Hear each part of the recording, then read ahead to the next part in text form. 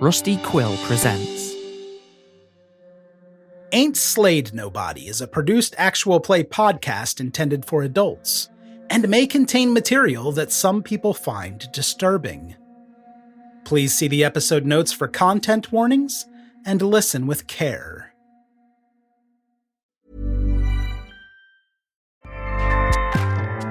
Acast powers the world's best podcasts. Here's a show that we recommend.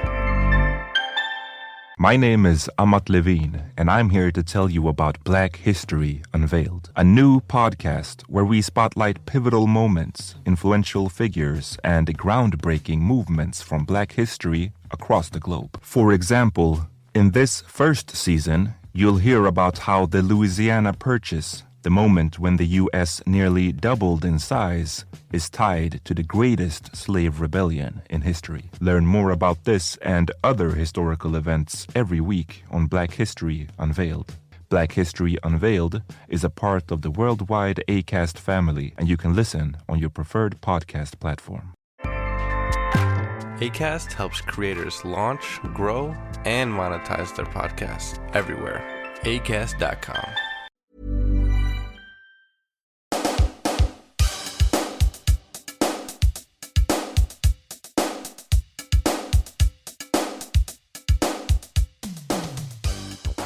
You see Mary Lou, who spoke to you earlier, is grabbing onto the arm of one of the football players, and she is holding on to his arm and trying to pull him down to her height. She says, I love you so much. We can do this. We can be together. And he's just trying to back away. He says, I'm here with George, Mary Lou. And she's like, I love you. I love you. And then you hear on the other side of the gym, there's I can't be silent anymore. Miss Curtis, I love you. And you see Mr. Carpenter, the gym teacher, is making this huge declaration, and he's stretched out one arm as if he's reaching out to Juliet on her balcony. And Miss Curtis is looking at him. And all of a sudden, you just start hearing all around you these declarations of love. There's sonnets, Zephyr, coming from Jerome, who you know is gay, but he's saying them to a girl. Like, he's just on one knee, reaching up towards Louis, and she's looking at him going, what is wrong with you? And then there's a chair that goes crashing into someone's head, and someone collapses as you hear, stay away from my man. And all of a sudden, the gym erupts into chaos. Oh my God. I'm going to grab Brett by his arm in like a vice grip. Ah! What did you put in the punch? Look, if vodka can do this, I mean, it's selling a hell of a lot better than it does. I love you. Stay away from me. Slap. From behind you. Prom is ruined. My life is over. I don't know. I think this is turning out to be the best prom ever. And Officer Cooper has now gone up to Mr. Carpenter and says, you can't love her. I love her. And goes to throw a punch. And now Mr. Carpenter has grabbed onto Officer Cooper's hand and is trying to throw him across the room. And there is now the smell of blood mingling in the air with all of the hairspray and the perfume as noses are being broken, heads are being smashed, people are unconscious on the floor, other people are still yelling declarations of love. It's madness. And Zephyr, you can give me a spot hidden roll if you would like to. That was going to be my next move. I rolled a 12, so I think that is... Yeah. So, as all the chaos is breaking out, just before Bolt has his crash and everyone starts punching each other and declaring all the love in the world, you thought you saw the hint of a powder blue skirt disappearing out the gym exit into the hallway, just for a second. And then Bryce went crashing into the punch bowl, and everyone got distracted. But now it's pure chaos in here. And you don't see that powder blue anywhere. Okay. Everyone, please calm down. There is no need for this violence. Please, everyone. I think with the absence of bolts, I'm going to use Brett to spy human shields.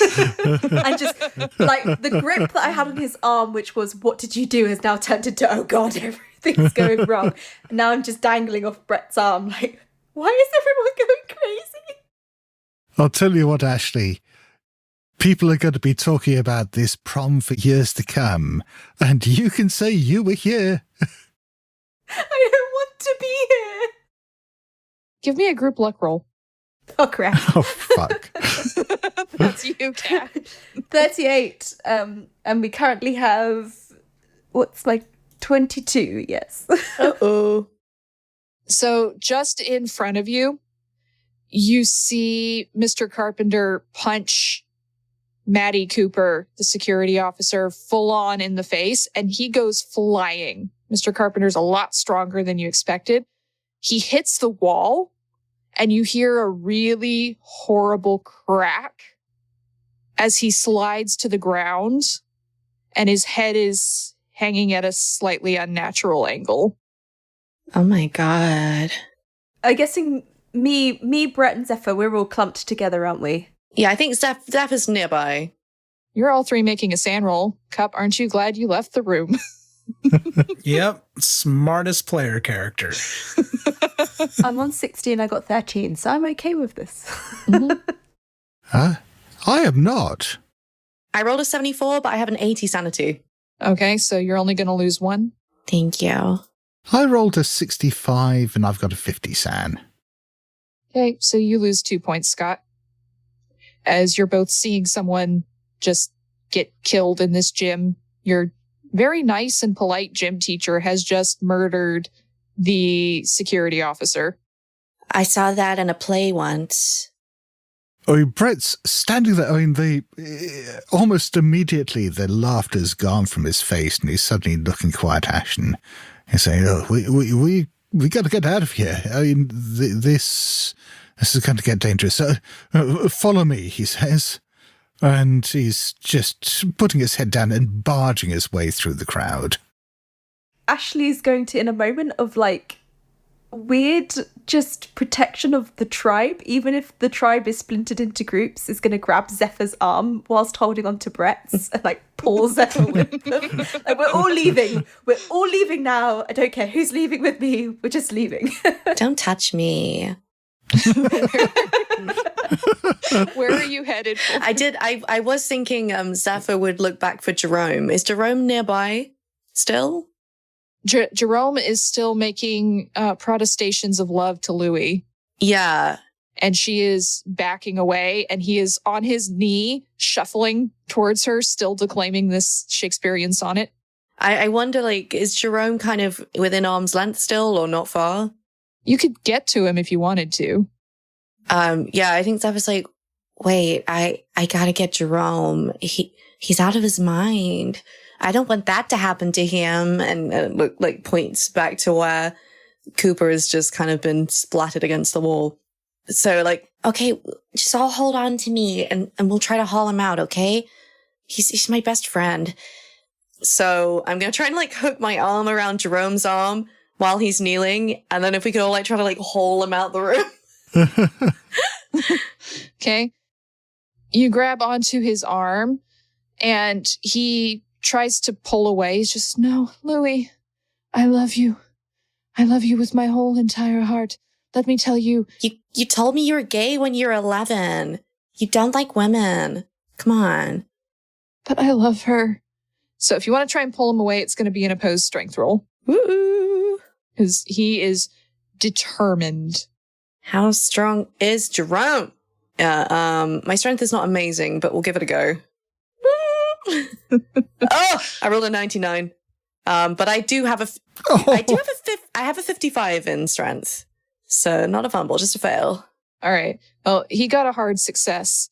So he pulls away from you. He says, Louis, I must have you. And she is moving across the gym floor. She says, I love you with the fury of 1,000 burning suns. And he is completely ignoring you at this point. Okay, Zephyr, they turn to Louis instead and says, come with us. Please. Yeah, he's creeping me out. Okay. Just act natural. Do a little jig. We're just dancing out of the hall. I'm making a luck roll for Jerome. Oh, no. He fumbled. So he goes and lunges, and he slips in a pool of blood, falls and hits his head and passes out. He is now on the ground in a pool of blood. You ever think that he might be bi? I would accept him wholeheartedly, but he's very, very gay. We don't have time to be discussing this. Can we please leave? That guy is dead. Please help me pick up Jerome. I need Jerome. Okay, yeah, Zeph is gonna try and pick up Jerome. I'm really ham on this. Jerome's my best friend. All right, so you and Louie can pick up Jerome, even though she doesn't want to, and you can start dragging him out of the way. Where are you going? Thank you. There's only one door out of here, isn't there? Mm-hmm. Yeah, there's the door into the main part of the school, and then there's the doors that lead outside. Yeah, I think I don't know about the rest, but I'm trying to lead the way outside, away from all this bloodshed. I'm following Brett. Follow Brett. Yep, I'm also following Brett. Reluctantly being near Ashley. Mm-hmm. Brett is my new best friend. By sheer proximity. Okay. So you go up to the door. It's one of those push handle sort of doors. Yeah. And you put your hand on it, or you try to, because you feel some kind of strong force and it pushes you back. Like almost throws you back away from the door. I'll lie there on the ground for a moment, just catching my breath for a moment and say, don't touch that. Don't touch that. I think it might be electrified. What do you mean the door's electrified? And I'm going to try and grab the door because I'm very smart. You grab onto this door to the outside world, to freedom, and you go flying back the way Brett did. Great. It's just like legs in the air, hair everywhere, like, okay. If only someone had warned you about that. Out in the hallway, Bolt, you had run out of the gym. So you went through these doors, no problem. You go out into the hallway. Where are you running to? Are you just trying to get out of the gym, or were you running somewhere in particular? Into the boys' room across the hall. Okay. So you run into the bathroom, and there is scrawled across the mirrors in what looks like lipstick. It just says, "Love is a lie." And the next, "Love is a lie." And the next mirror, "Love is a lie." And then it starts scrawling all around the walls. Fucking weirdos. He's going to turn on the sink and start splashing his face. He's trying to get his wits about him, what wits he has. And he'll look at himself in the mirror, assuming the lipstick's not completely covering it. Come on, Bolt. You've got the dog in you. Eye of the tiger. Come on, you're a winner. You're a champion. Get back in there and kick some ass. Yeah. And he's going to kind of slam his hands against the mirror and then turn the water off. So you hype yourself up. You head out back into the hallway. There's a lot of noise coming from the gym. Like you can hear what sounds like things crashing, chairs, things being knocked over. You can hear screaming. Can't quite make out what they're saying, but you hear a lot of noise in there. Yeah, he's running straight into the fray. He wants to see what's going on and maybe, get involved. This is exciting. You run back into the gym, having hyped yourself up. Yeah. This is fine. You got this. You are Bryce Bolton. Yeah. And so you run in and you see people hitting each other with chairs. You see blood on the floor. The tables have been knocked over. You see Officer Cooper, who's slumped against a wall, but, he's usually slumped somewhere. And you see over by the exit door, Brett and Ashley are laying on the ground, their hair sort of sticking out like static, and Zephyr just standing there looking down at both of them. Just looking into the gym and then looking back at them, what's the football team doing inside the gym? So half of the football team is declaring love for people in this gym, and they're declaring their love for people you didn't even know they knew. Like from the chess club, from the AV club. That half the theater kids being professed love to, yep, and a couple of the theater kids are looking at someone else. The other half of the football team is beating off all of those who are professing love to their partners. I'm going to run toward the exit because I see Ashley on the floor, right? Yeah, she's on the floor. Her hair is sticking out. Babe, what happened? What the fuck's going on? The door's electric. Don't touch the door. Bryce, quick, open the door. You must. He's very confused. Please help us. Open the door, Bryce. I'm rolling for myself. Yeah, he's trying the door. You go up to put your hands on the door and you feel this kind of force field and it knocks you back onto the ground and now your hair is standing up. Holy shit. Why does no one listen to me? Everyone's hair is looking much better now. Zephyr, what'd you do to the door? Is this some kind of theater dork prank? No. I would just act like the doors are electrified. I'm that good. I need all of you to make luck rolls for me. I got 65 over 22. I got a 12. Woo! I passed. Yep, and I got an ordinary success, 52 under 55. Ashley, you hear someone calling your name? Oh no. Gonna very slowly push myself up, try and hobble to my feet in this mermaid tail and look around at the name calling. You see one of the juniors from the chess club is pushing through the crowd and reaching out to you going, "Oh, Ashley, I adore you. I love you. Light of my life." Well, that's not surprising, but also, who are you? And ew. You don't even know their name. You've just seen them walking to chess club before. As far as you know, they don't know you either, except by reputation. You're not gonna try and murder me, are you? I could never murder someone as beautiful as you. I love you. That's nice. Is Bolt seeing this? Yes, Bolt is seeing this. Yeah, Bolt's going to try to redeem himself and throw this kid up into the lockers. So you're punching this kid? Picking him up by the shirt and be like, "What the fuck did you say to her, shit breath?" And then throw him into the locker. Okay. So give me a fighting brawl. You're past the penalty point at this point. Yay. It was the water in the bathroom. Yeah, cold water. It snapped you out of it. I rolled a 100. Motherfucker. Okay. So good thing I don't have a penalty die. Oh my God. Bolt, you pick this kid up and you throw them into the lockers and you hear a crunch. Oh. And there is blood on the locker as they slide down to the ground, looking very much like Officer Cooper. Yeah. So I think I'm going to make a sanity roll. Make a sanity roll. Wake up. Stop fucking around. Come on. There's no response. Jesus, Bryce. Their eyes are wide and staring up at you accusingly. All right, I'll roll San. I got a hard success. Okay, so you're only going to lose 3 points.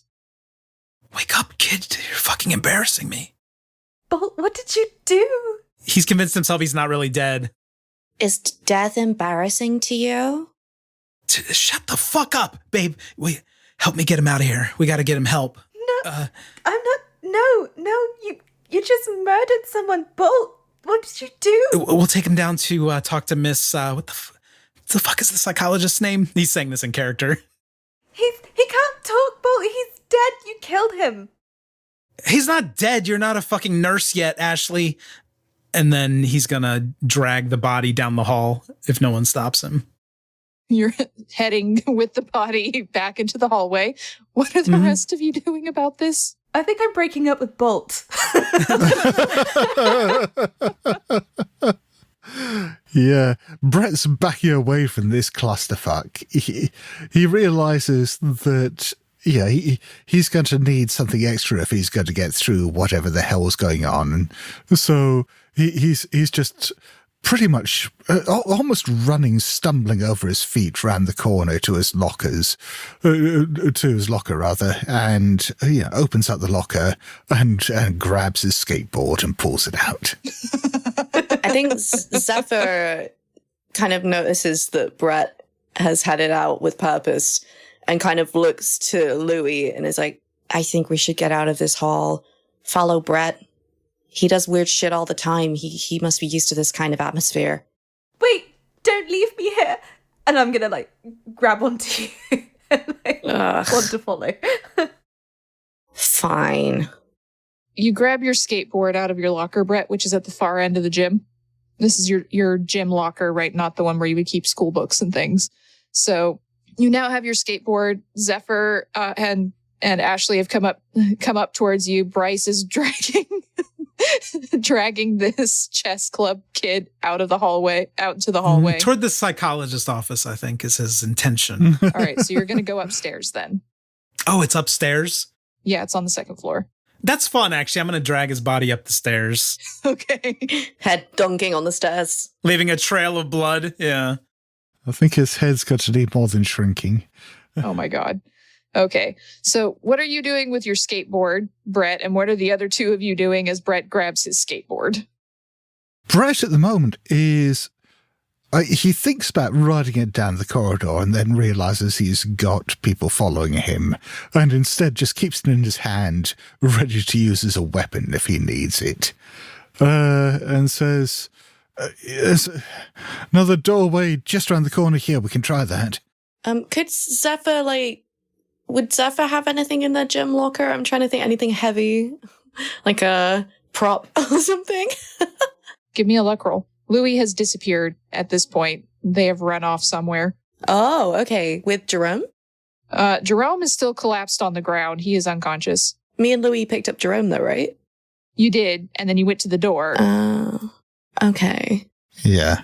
Well, unless you're carrying him around, he's staying there. Ooh. We're all dragging a body. The bodies hit the floor. I rolled a 76 and I only had a 50 luck, so I guess I only have tap shoes in my gym locker. Yeah. Yeah, maybe in your main locker, maybe you'll have something in there, but in your gym locker, you only show up to gym class because you have to, and you think maybe it keeps you dexterous, but you don't keep anything in there because gym is a waste of a class. So Brett has headed out to the hallway with the skateboard. Are you two following? Zephyr turns to Ashley and is like, look, if you're going to cling on to me, we may as well cling on to Jerome, okay? Good. And then so Zephyr goes over to try, pick up one of Jerome's arms and, link arms. Ashley's, doing this very gingerly and is still trying not to break off her nails despite everything that's happening. Okay. So you drag Jerome out into the hallway where at least it seems a bit safer, although there is blood, drag marks all the way down the hallway around towards the stairs. And you hear thump, thump, thump on the stairs. I can't believe my boyfriend is a murderer. You can't believe that? Really? He's been so nice to me. Anyway. What are you doing now that you've left the gym? Ashley's going to have her first dumb thought for this, whole experience. Is we should probably call the police. Is there, a phone somewhere in this place? So you'd know that there's a phone up in the principal's office, which is up on the second floor. There may be a phone in the faculty lounge. You're not sure, but you know for a fact there's one in the principal's office. If the doors aren't letting us out, we need the firemen or something. Well, we haven't tried all the doors yet, and there's windows around here we can smash. Okay, smash a window. There'd be windows in the classrooms, and there'd be windows in the bathrooms. Yeah, let's go through to the bathroom and try there. Okay, you go into the bathroom, and you see all around on these mirrors, written in lipstick, love is a lie, love is a lie, love is a lie. And you can give me an idea roll, Zephyr. Yep. Okay, I rolled a 42. What is my intelligenza? 50. So, yeah, just passed. That's a very specific shade of lipstick. I wonder if I recognize the handwriting, too. You do. Oh, no. Oh, no. Of course, I get the crazy psycho X. Brett, you try breaking the window while this is going on. Yeah. And you get thrown backwards. Oh, shit. I'm going to lean over Brett and look, are you okay? Are you dead? No such luck. Guys? Yeah. You know, the whole people being crazy in the gym, killing each other, and the force field thing. Yeah, I noticed. Yeah. All the weird stuff. Yeah, I've noticed that too. Yeah. I think I know who's, I want to say, done this, if anyone can do this, because that's Jamie Spinks's lipstick and handwriting. Don't ask me how I know that. How do you know that? Because we dated and I dumped them. Wait. You dumped Jamie. Yeah. And now they're, like, going crazy and making everybody go crazy? I think they put, like, what's that stuff that you snort? Like, did they put that in the punch bowl? Are they, what? Is this your fault. You ruined prom. I cannot help that I have that effect on people. I'm very intoxicating. As you say that, upstairs, Bolt, you drag the dead chess club member, who's probably not dead. They're just unconscious. It's fine. You drag them up the stairs. It's dark except for the emergency lights, unless you turn the light on, leaving blood on the light switch. Yeah, he'll do that. He'll turn the lights on, probably singing I Ran So Far Away. All right. You make your way down to the psychologist's office, which is all the way at the other end. You go up the stairs, you go down towards the psychologist's office, and the door to the psychologist's office is open. And you see inside a young person, long curly hair. They're wearing a powder blue tuxedo dress. Think Billy Porter, but powder blue and polyester. And the skirts are spread out around them. They're kneeling on the floor, and she's looking at papers, it looks like, and books are scattered around her. And they've got their hands stretched out, and their eyes are milky white, and they're looking up at the ceiling. Hey, Who are you? Walking in, dragging this bloody body. You walk into a force field that knocks you backward. Getting back up, kind of crawling back toward the force field. Hey, knock it off, dumbass. You hear this whispering, sort of maybe chanting, but you can't quite make out the words. And as you yell at them, the papers on the floor start swirling, and their head snaps back at almost an impossible angle, and they're looking directly up at the ceiling, and you see this pink mist beginning to form. Can he kind of pick himself up a little bit and go back to the portal or whatever it is that blew him back and yell in again and just yell, "Love is a lie. Love is a lie." You look in at them, and their head turns to look at you as you say that. And you just hear, "Love is a lie. Love is a lie. Love is a lie." And they turn their head back. Fucking stop this! What are the rest of you doing at this point?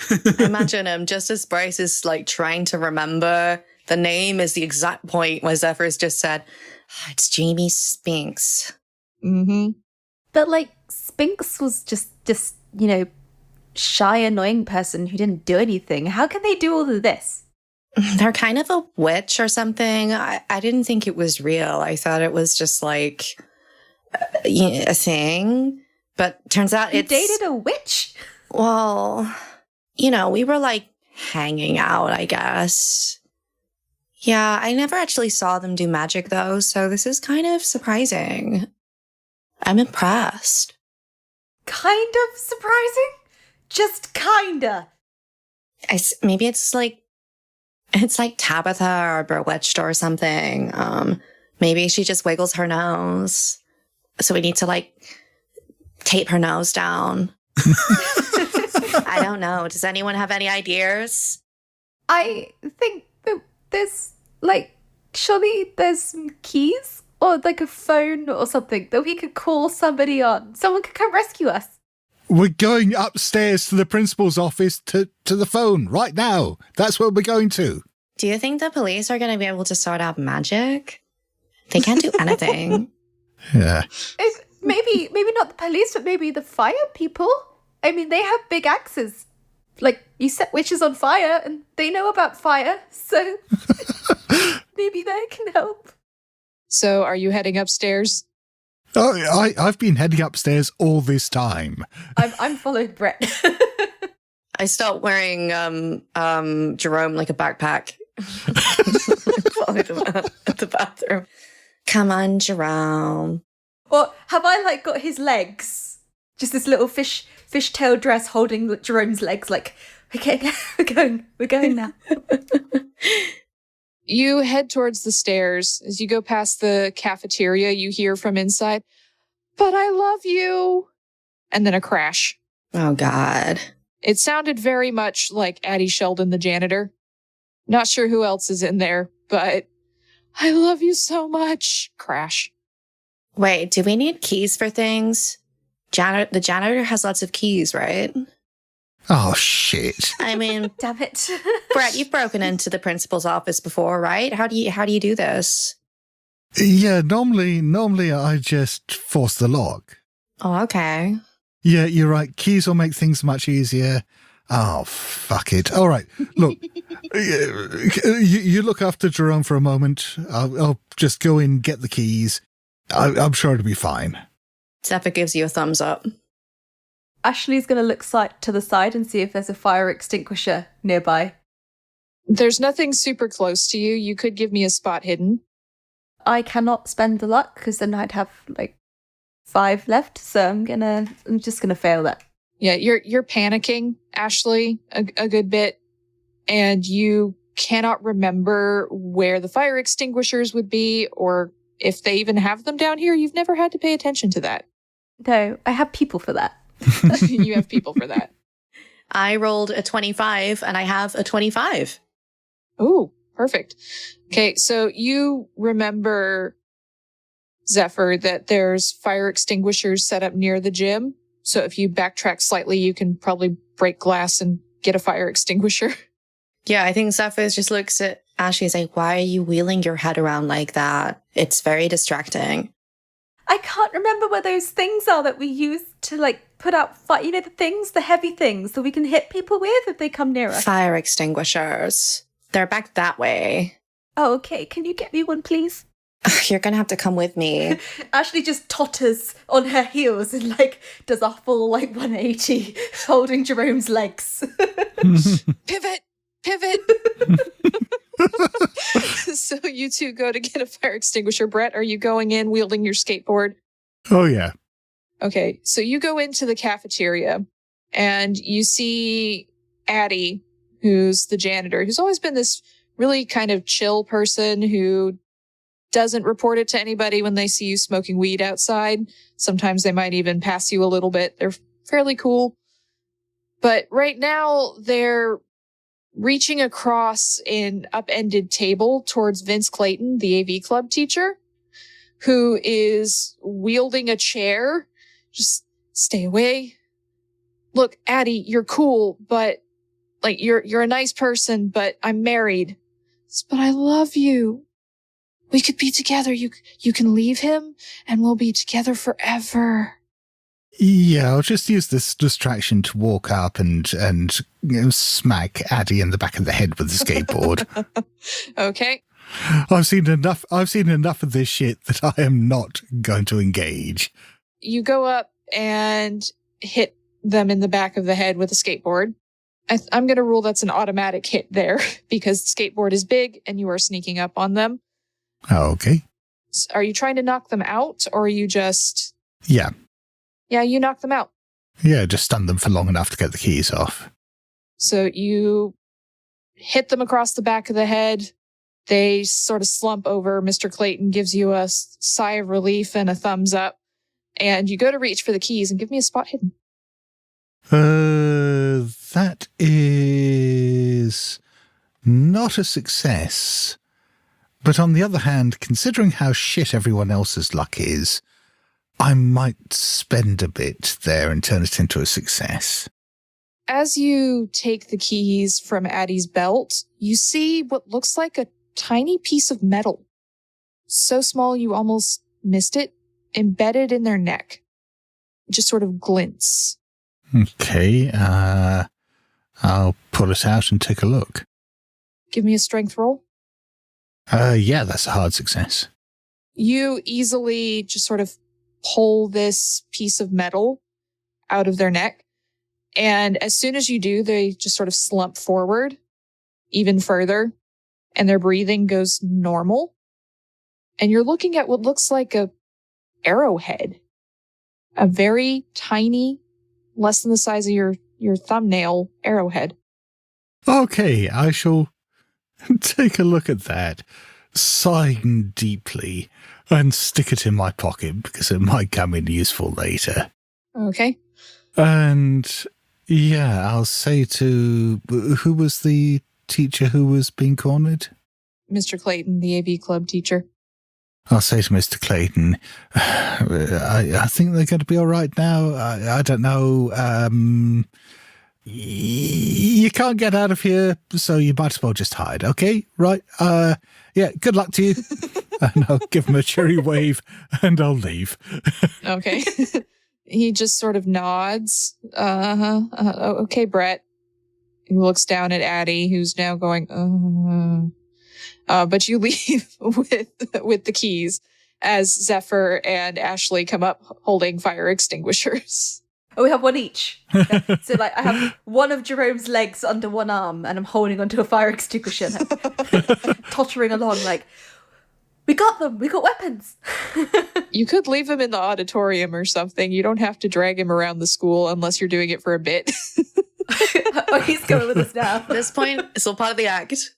So it's weekend at Jerome's is what we're doing here. Prom night at Jerome's?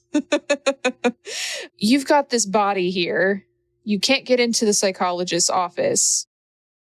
And whoever this is does not appear interested in you in the slightest. As you scream at them to stop this. I wish I could remember her name. Can I try all the doors? Science lab, storage room. I want to find something to break down the portal or like throw water on it or chemicals. I don't know, whatever I can find. So you go pulling at door handles and so on, and you can give me a luck roll to see what's open. Sure. I have decent luck. Oh, I rolled a 2. Wow. Okay. So the science labs are unlocked right across the hall from you. I have never been in here before, but... No. The biology lab and the chemistry lab are both open on that extreme. Okay. I'm like running almost frantically, just looking for like, you know, a big beaker or a bucket, anything that's got liquid I can throw into this portal. Because I'm thinking like it was electrified. Why not add liquid? Okay. Science. I think that was something I saw on Mr. Wizard. Yeah. Science. Science. So you run into the science labs. You also check out the janitor's closet and you find a bunch of chemicals in the chemistry lab, in the closets. You find them in the janitor's closet. Are you mixing them up and throwing them on the force field? Oh, mixing them sounds like a terrible idea. Of course. I want to pour them into the janitor's bucket, like the mop bucket, and then roll it out and throw the whole bucket of chemicals onto the doorway. Yeah. Oh, God. You're going to end up mixing bleach and ammonia, aren't you? He has no idea what he's doing. Well, I'm not going to explode you yet. So you grab this bucket full of chemicals and you go and you pour it over the door frame as best as you can. You're tall. You can reach up pretty high. And it hisses. Mm-hmm. And this person turns their head and looks at you, and there's now mist flooding out of their mouth. But the field stays up. There's just now chemicals pooling on the floor. Eyes are burning. I love you. Give me a fast talk, and it needs to be an extreme. Extreme. You don't know their name. I need to roll a 1. Okay. Sure. Be a great time for a fumble. It really would. 74, so not even close. I would have spent all my luck, but I don't have that much. You just hear that voice whispering, "Love is a lie. Love is a lie." Give me a power roll. Okay, yeah. Of course, I have failed the power roll. 75 over 50. As you look at this person and you look at the mist, you swear you see what looks like some sort of ghostly figure hovering above them with its hands on this person's shoulder, like hands, if you can call them hands, these gray, misty bones almost just hovering. They appear to be whispering in this person's ear. This person's head and the apparition's head both turn slowly to look at you, and you see these cold red eyes. Can I roll sand before it kills me? You can. Fucking hell. Yeah, I failed that. 83 over 46. So you're going to lose 3 points for that. Could have been a lot worse. Just saying. It's looking at me? It passed its power roll. So you feel, Bolt, a sudden sharp pain in your neck. Okay. Just this horrible... It's Ashley. Sorry. Burning pain. Oh, so mean. And yet so ouch. accurate. You feel this horrible burning pain. And that's when Brett comes up the stairs. Oh, fuck's sake. And Brett, you see the bloody trail.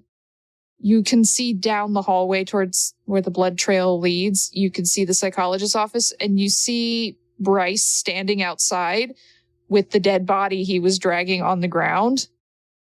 Bryce, do you turn when you hear the noise? Someone coming up the stairs? You're still at the end of the hallway, Brett. Yeah, with the sharp pain, I don't know if I would unless he's going to call out or something. Because I think I'm like so focused on the pain.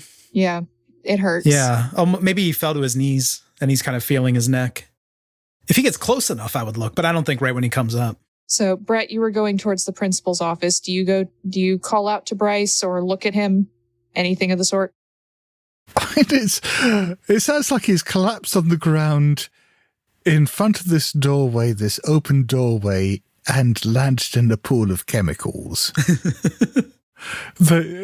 I'm guessing there's a fairly strong smell of nasty chemicals coming down the... Oh, yes. I'm torn between just not wanting to get involved and there is this horrible, horrible moment where I realise he might actually be in danger and I can't just let him die. So what I'm going to do is I'm just going to... there's got to be something small I can just throw around here. I'm trying to think what there might be. Like a doorstop at near the stairwell? Yeah, that's a good idea. Yeah. I was going to say, we have fire extinguishers. Small. You can't throw Jerome. So I'll grab a doorstop up and I'll just throw it in the general direction of his head to see. Apart from anything else, that's just going to check that he's alive if he responds to that. So, Bryce, something gets thrown at you. You look up. It's the most beautiful sight you've ever seen. It's the love of your life. It's Brett. Right there. How did I never realize how hot he was? I'm gonna like step on the body as I start to walk over toward Brett, like just disregard for everything. Mm-hmm. Brett, you came looking for me. I knew you would. No, I mean, I fucking didn't. I love you so much. It's so good to see you. I'm going to plant a kiss on his lips. Is this just as Ashley and Zephyr come up the stairs, like holding Druid's body? Yeah, I think as Bryce plants a kiss on my lips, I shall plant a knee in his bollocks.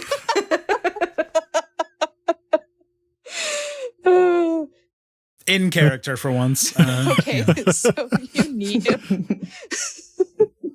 Bryce, it hurts, but you love him so much. You'll forgive him. Isn't love meant to hurt?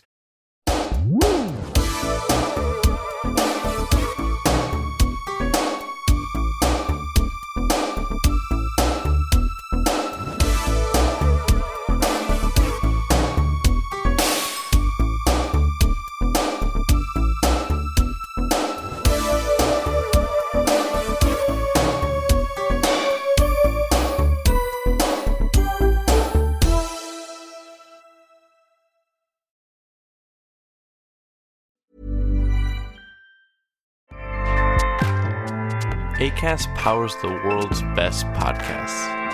Here's a show that we recommend. My name is Amat Levine, and I'm here to tell you about Black History Unveiled, a new podcast where we spotlight pivotal moments, influential figures, and groundbreaking movements from Black history across the globe. For example, in this first season, you'll hear about how the Louisiana Purchase, the moment when the U.S. nearly doubled in size, is tied to the greatest slave rebellion in history. Learn more about this and other historical events every week on Black History Unveiled. Black History Unveiled is a part of the worldwide Acast family, and you can listen on your preferred podcast platform. Acast helps creators launch, grow, and monetize their podcasts everywhere. Acast.com.